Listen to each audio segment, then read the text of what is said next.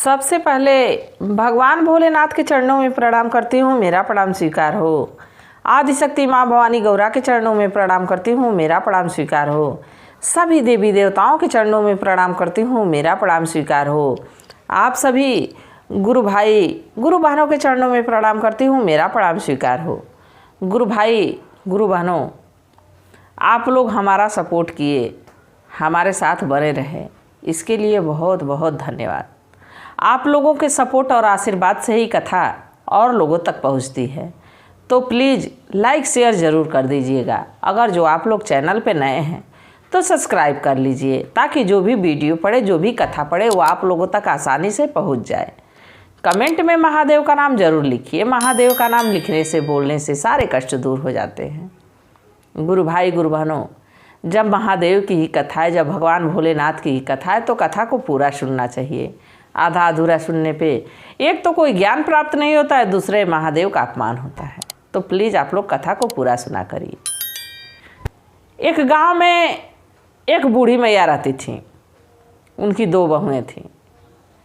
बेटा गृहस्थी चलाने के लिए, घर चलाने के लिए परदेश चले गए थे कमाने, धन कमाने के लिए।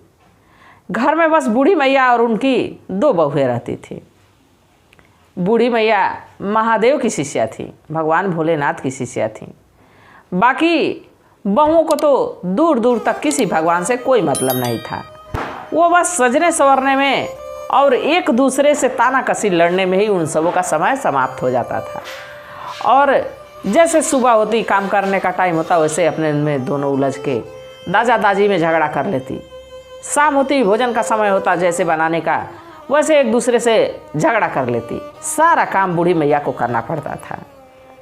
बूढ़ी मैया कहती थी कि वाह रे भगवान, हे महादेव, हम कौन सा ऐसा कर्म किए थे कि ऐसी बहुओं से पाला पड़ गया, जो दिन रात लड़ने में अपना समय बर्बाद कर देती हैं। इतना समय शायद अगर जो कोई अच्छा काम करती तो कुछ अच्छा फल मिलता।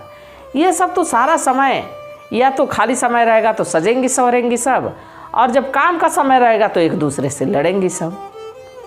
इन सबों का तो बुद्धि का कोई ठिकाना ही नहीं है कि क्या करेंगे। बूढ़ी मैया बिल्कुल उन सबों से परेशान हो गई थी। एक दिन बूढ़ी मैया गाय को चारा लेने के लिए जंगल गई। जंगल जब गई तो देखी कि बड़ा विशाल सर्प उनके तरफ आ रहा है। अब उस सर्प को देख के बूढ़ी मैया घबरा गई। बाकी कहीं कि अब महादेव की जो इच्छा, चलो कम से कम अगर जो सर्प काट लेगा तो महादेव का मैं नाम ले रही हूँ, महादेव की चरण में मुझे जगह मिल जाएगी। कम से कम दोनों बहुओं के रोज रोज खिटखिट से छुटकारा मिल जाएगा। वो बहुत अच्छी उस जीवन से, जो जीवन एकदम बिल्कुल दुखित बीत रहा है, बिल्कुल खराब बीत रहा है, उन सबों के साथ रहो तो बस ये मन करता है कि घर छोड़ के कहीं चले जाओ। तो इससे बढ़िया कि सर्प हमको डसी ले। बूढ़ी मैया अभी यही सोच रही होती हैं कि तब तक उधर से एक आवाज़ आती है कि बूढ़ी मैया मुझे बहुत भूख लगी है। इधर उधर देखती हैं, फिर सांप की तरफ देखती हैं तो कहती हैं कि ये कैसा सर्प है, आज तक तो किसी सर्प को मैं बोलते नहीं सुनी थी, सर्प कैसे बोल रहा है। सर्प से पूछी कि हे सर्प देवता, क्या आप बोल सकते हैं? तो फिर आवाज़ आई कि हाँ बूढ़ी मैया, हम बोल सकते हैं और आपको सुन भी सकते हैं, आपसे कुछ कह भी सकते हैं। बूढ़ी मैया को बड़ा अचंभा हुआ। फिर कहीं कि महादेव की जो लीला रच दें, उस लीला को तो समझना ही पड़ता है। गुरु भाई गुरु बहनों, फिर उस सर्प कहा कि बूढ़ी मैया मुझे बहुत भूख लगी है। बूढ़ी मैया कही कि बेटा, हमारे पास तो कुछ है नहीं कि मैं तुम्हें भोजन कराऊं, आखिर तुम खाओगे क्या, और तुम नाग होके कैसे बोल सकते हो? तो नाग देवता कहे कि मैया, मैं श्रापित हूँ, श्राप की वजह से मैं 21 साल के लिए नाग बन गया हूँ। मैं जन्म से 21 साल का जब हो जाऊँगा, इसके बाद मैं फिर से मनुष्य योनि में चला जाऊँगा। मैं श्राप की वजह से सांप बन गया हूँ, और हमारा सेवा, हमारी देखरेख एक मुनि जी करते थे। मुनि जी इस दुनिया में रहे नहीं, रोज़ हमको वही दूध पिलाते थे, एक कटोरे में रख देते थे, दूध मैं पी लेता था। बाकी मुनि जी अब इस दुनिया में नहीं रहे, हमारा कोई नहीं रहा, हम अनाथ हो गए। उसकी ये दशा सुन के सांप की बूढ़ी मैया कहें कि पुत्र, आज तो हमारे पास कुछ नहीं है, पर अगर जो इसी जगह पे कल आओगे तो कल मैं तुम्हारे दूध की व्यवस्था ज़रूर करूँगी कहीं ना कहीं से। अब बूढ़ी मैया फिर से चारा काटी और घर लेके चली गई। घर लेके गई, अपनी बहुओं को चारा दी, इसके बाद घर के काम में लग गई। बाकी बस उनका ध्यान उसी नाग पे लगा हुआ था कि नाग बेचारा भूखा है, देखो हमारे सामने आके हमको डसा नहीं और हमसे मदद मांगा है, हम कैसे उसकी मदद कर देते। अब रात भर बूढ़ी मैया यही सोचती रही। सुबह गाय का दूध निकाली तो जब गाय का दूध बूढ़ी मैया निकालती थी तो दोनों बहुएं अपना बाट के दूध ले लिया करती थीं। बूढ़ी मैया को एक छटाक देती नहीं थी, अपने अपने रसोई में ले जाकर रख देती थी। अब बूढ़ी मैया क्या की कि पहले दिन बड़ी बहू के रसोई में चोरी से घुसी और थोड़ा दूध निकाल के और लेके जंगल में चली गई। जब वहाँ जंगल में पहुँची, सर्प देवता इंतजार कर रहे थे। एक पात्र में रखी, एक कटोरे में रखी दूध को। सर्प देवता आए और उसमें मुंडी डाले और दूध पी लिए। अगले दिन बूढ़ी मैया छोटी बहू के रसोई में गई और वहाँ से दूध चुराई, फिर जंगल लेके चली गई। अब इसी तरह क्रम महीनों चलता रहा। दोनों बहुएं बड़ी परेशान, एक दूसरे पे शक करने लगी कि लग रहा है कि हमारा दूध बड़ी चुरा ले रही है। छोटी सोचती कि बड़ी चुरा रही है, बड़ी सोचती कि छोटी चुरा ले रही है। अब दोनों एक दूसरे से विवाद करती रहती है, झगड़ा करती रहती है। जब दोनों को ये लग गया कि बड़ी को लगा कि जब हमारा दूध छोटी नहीं ले रही है तो आखिर दूध हो क्या रहा है। छोटी सोची कि जब बड़ी नहीं ले रही तो हमारा दूध हो क्या रहा है। अब यही सोच के दोनों परेशान, तो दोनों की शंका गई बूढ़ी मैया पे। दोनों अब एक मत होकर कहीं कि लग रहा है कि बुढ़िया सारा दूध पी जा रही है, हम लोगों का दूध सब चुरा चुरा के पी जा रही है। अब गुरु भाई गुरु बहनों, जैसे शाम हुई बूढ़ी मैया जंगल से चारा काट के और घर पहुंची। दोनों बहुएं आओ न देखी न ताव, कहाँ ले सासू माँ को पानी के लिए पूछती, दाना के लिए पूछती, झगड़ा करना शुरू कर दी कि बुढ़ी रोज रोज तुम दूध गाय का निकाल के हमको दे के एहसान करती हो, हमारा दूध चुरा के पी जा रही हो। बूढ़ी मैया आनाकानी करने लगी। बूढ़ी मैया कहीं कि नहीं नहीं बहू, हम तुम्हारा दूध नहीं लेते हैं, तुम्हारे दूध तुम ही लोग खाती पीती हो, हम क्यों तुम्हारा दूध लेंगे, हो सके बिल्ली पी जाती होगी।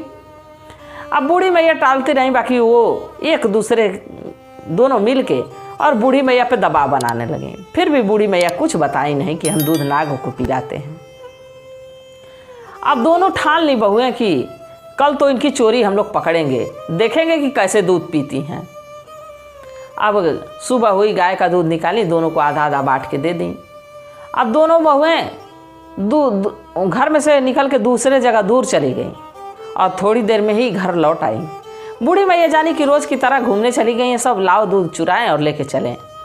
एक लोटे में बड़ी बहू के किचन से दूध ढाली और लेके जाने लगी।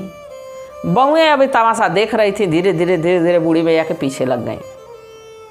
बूढ़ी मैया के पीछे लग गई। जब जंगल में बूढ़ी मैया पहुंची तो एक पात्र में दूध को रख दी। तब तक देखी बहुए कि नाग आ रहा है, नाग आके दूध पी रहा है, बड़ा विशाल नाग है। अब वहाँ तो कुछ कहीं नहीं, घर चली आई सब। जैसे बूढ़ी मैया शाम को चारा लेके आई, लगी सब झगड़ा करने कि बुढ़िया हम लोग को कष्ट देके और ले जाके नाग को दूध पिलाती हो कि हम लोग को आके डस के खाए, तुम हमारे घर से अभी निकल जाओ। अब बूढ़ी मैया को डांट डपट के झगड़ा करके दोनों बहुएं अत्याचार करके घर से निकाल दें। कहीं कि तुमको घर में नहीं रहना है, आज से तुम घर में नहीं रहोगी, तुम हमारे लिए दुश्मन पाल रही हो, हमारे लिए तुम विपत्ति पाल रही हो, तुम नाक को दूध पिलाती है, तुम डायन हो, तुम कुलच्छनी हो। मतलब अपनी सास को जो शब्द नहीं कहना चाहिए वो सारे शब्द कह डाली बहुएं। बूढ़ी मैया रोती हुई घर से निकल गई। घर से निकल के जाके उसी वन में बैठ के रोने लगी। जब नाग देवता का दूध पीने का समय हुआ तो नाग देवता अपने उसी समय पे आए, देखे कि बूढ़ी मैया रो रही हैं। नाग देवता कहे कि बूढ़ी मैया मुझे भूख लगी है, क्यों रो रही हैं आप। बूढ़ी मैया कहे कि बेटा पुत्र, आज भूख लगी है तो मैं तुम्हारी भूख नहीं मिटा सकती, क्योंकि आज दूध हमारे पास नहीं है, हमारी बहुएं हमको झगड़ा करके घर से भगा दी हैं। अब मैं कहाँ से तुम्हारी व्यवस्था करूँगी, कहाँ से तुमको दूध दूँगी। और ये बात करके और ज़ोर ज़ोर से रोने लगी। नाग देवता कहे कि मैया चुप हो जाओ, तुम हमारे साथ मुनि जी की कुटिया में चलो, जहाँ मैं बचपन से रहता था, उस कुटिया में चलो, वहाँ सारा इंतजाम हो जाएगा। बूढ़ी मैया को लिवा के उस कुटिया में पहुँचे तो वो देखे कि मुनि जी एक शिवलिंग स्थापित किए हैं, वहाँ पूजा आराधना करते हैं। एक कुटिया के बाहर गैया बंधी है, और तो और उस कुटिया में एक ऐसा पात्र था, एक ऐसा अन्य पात्र था कि उसमें जो कहो वो समझिए कि सिद्ध पुरुष थे मुनि जी की वजह से वो पात्र था। उसे जो भोजन कहो वो भोजन आ जाता था, जो भोग प्रसाद कहो वो तुरंत उस कटोरे से आ जाता था। अब सर्प बताया कि देखो बूढ़ी मैया, यहाँ सारी सुख सुविधाएं, पूजा पाठ की, सारे रहन सहन की व्यवस्था है, तुम यहीं पे रहो हमारे साथ। आज से तुम हमारी धर्म की माँ हो और मैं तुम्हारा धर्म का पुत्र हूँ। धीरे धीरे समय बीतने लगा। बूढ़ी मैया अब वहीं नाग देवता की सेवा करती रहीं, वहीं पड़ी रहीं उसी आश्रम में। समय बीतने लगा। गुरु भाई गुरु बहनों, अब उस लड़के का 21 साल पूरा होने वाला था समय। अब बूढ़ी मैया सुबह से शाम तक इंतजार करती रहीं कि सर्प देवता आए नहीं, कहाँ चले गए, आए नहीं। अब वो भी सर्प को अपने बेटे की तरह पालती थी, अब उसको अपने बेटे की तरह देखती थी। समय बीतने लगा। वो जब नहीं सर्प देवता आए तो मैया खोजते जंगल में जा पहुंची, और जंगल में देख गई तो देखी कि सर्प लहूलुहान हालत में पड़ा हुआ है। सर्प के ऊपर एक डाल टूट के गिरी हुई है। जल्दी से डाल को हटाई। बूढ़ी मैया कहे कि बेटा तुमको तो बड़ी चोट लग गई है। नाग देवता कहे कि हाँ माँ, चोट लग गई है, बाकी आज हमारा 21 साल भी पूरा हो रहा है, आज मैं मनुष्य योनि में फिर से वापिस आ जाऊंगा। बूढ़ी मैया बड़ा प्रसन्न हुई। नाग देवता को अपने हाथों पे उठा के और आश्रम लेके गई। वहाँ लेके गई, कुछ जड़ी बूटियों का लेप बनाई और उस सर्प देवता के जहाँ जहाँ चोट लगी थी वहाँ लगाने लगी। और जैसे ही वो जड़ी बूटी लगाने लगी, देखिए 21 वर्ष पूरा हो गया था, समय पूरा हो गया था। धीरे धीरे वो मनुष्य रूप में आने लगे और कुछ ही देर में एक राजकुमार के रूप में खड़े हो गए। बूढ़ी मैया को प्रणाम किए। बूढ़ी मैया, आप हमारे दुर्दिन समय में हमारा साथ दी।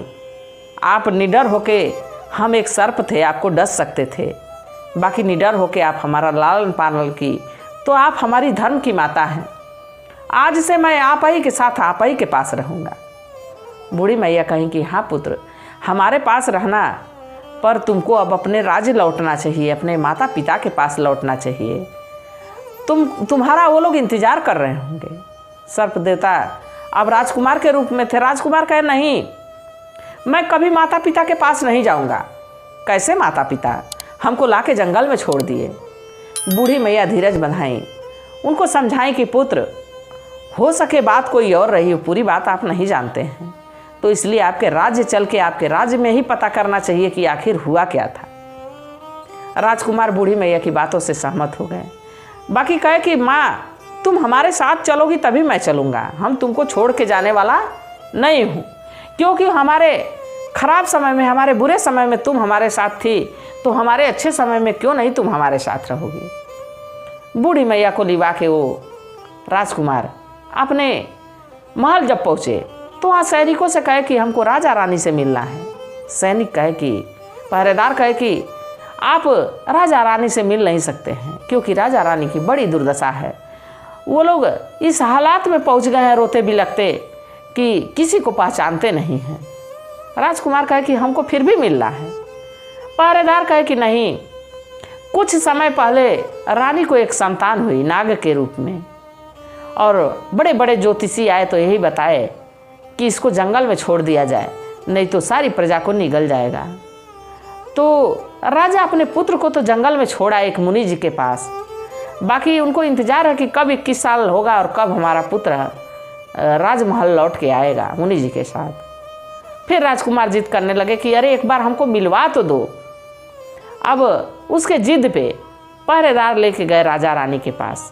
राजा रानी एक कोने में बैठे हुए, राजा के लंबी लंबी दाढ़ियाँ बिल्कुल धूल से सने हुए, बिल्कुल जैसे लग रहा था कि वर्षों बीत गए हो भोजन किए हुए, असहाय हालत में। और रानी बाल बिखरे, विद्या बिखरी हुई, ना हाथ में चूड़ियाँ हैं, ना शरीर पे ढंग का कपड़ा है, बिल्कुल अस्त व्यस्त दोनों पति पत्नी पड़े हैं। जब राजकुमार गए दोनों के पैर छुए तो राजा आशीर्वाद देते हुए उसके चेहरे की तरफ जब देखे तो कहे कि तो लग रहा है कि हमारा पुत्र है, क्योंकि जब हम यंग थे, जवान थे, तो ऐसे ही हम भी दिखते थे। रानी भी जब उस राजकुमार को देखी तो उनको लगा कि ये तो लग रहा है कि हमारा पुत्र है, बिल्कुल राजा के चेहरे का है। हमारे पति भी ऐसे ही दिखते थे जब यंग थे। दोनों मुस्कुराहट उन लोगों के चेहरे पे दोनों की आ गई अपने बच्चे को देख के। तब अपने बच्चे से राजा कहे कि पुत्र, हम तुमको जानबूझ के जंगल में नहीं छोड़े थे, हम अपनी परिस्थिति से परेशान थे। ज्योतिषियों ने कहा तब हम तुमको जंगल में छोड़ दिए थे, हमें क्षमा कर दो। राजकुमार कहे कि पिताजी, माँ, हमें कुछ नहीं पता था, पर इतना जानते थे कि हम श्रापित हैं, श्राप की वजह से हम नाग बन गए। तो उस हमारे बुरे दिन में एक हमारी धर्म की माता मिली है जो हमारी सेवा की, हमारी देख रेख की, मैं उनको साथ लेके आया हूँ। राजा रानी कहे कि हमारे बुरे वक्त में हमारे बेटे का जो साथ दिया, माता जसोदा की तरह तुमको पाली पोसी, सबसे पहला हक तुम्हारे पे उनका बनता है। आज से इस राजपाट का सारा कार्यभार तुम्हारे पर और तुम्हारी माता पे रहेगा। हम लोग मात्र तुम्हारे माता पिता बन के इस राज्य में रहेंगे, ना कि राजा रानी बन के रहेंगे। गुरु भाई गुरु बहनों, महादेव की ऐसी कृपा हुई कि बूढ़ी मैया को एक राज्य की रानी घोषित कर दिया गया। देखिए, महादेव स्वयं नहीं आते हैं, पर किसी न किसी के जरिए हमको जो सुख चाहिए वो उपलब्ध करा देते हैं। जो हमारे जीवन में कमियां हैं उसको पूरी कर देते हैं। हम जान नहीं पाते हैं कि किधर से कैसे कौन पूरा कर दिया, पर महादेव किसी न किसी रूप में पूरा कर ही देते हैं। तो गुरु भाई गुरु बहनों, उनके बहुओं की तो और दुर्दशा हो गई कि मांग के खाना पड़ा, भिक्षा मांगने लगी, घर द्वार सब बिखर गया, बेटे विदेश में ही खो गए, क्योंकि रोज खिटखिट, रोज झगड़ा। देखिए, जिस घर में रोज कलेश होता हो, जिस घर में रोज झगड़ा होता हो, वो घर बिल्कुल बिखर जाता है। कभी उस घर में ना इज्जत मिलती है, ना सम्मान मिलता है, ना रुतबा मिलता है, ना पैसा आता है, ना समझिए कि कोई सुख नहीं मिल पाता है। जब सुबह शाम झगड़ा होगा तो कहाँ से सुख आएगा? सब कुछ बिखर गया। बाकी बूढ़ी मैया नेक थी, उनका हृदय नेक था, तो महादेव उनको एक राज्य की रानी बना दिए। गुरु भाई गुरु बहनों, कथा कैसी थी जरूर बताइएगा। मैं भी महादेव से यही प्रार्थना करती हूँ कि हे भोलेनाथ, हे शिव गुरु, जो इस कथा को देख रहा और सुन रहा उस पर अपनी कृपा दृष्टि बनाए रखिएगा। इसी कामना के साथ हर हर महादेव।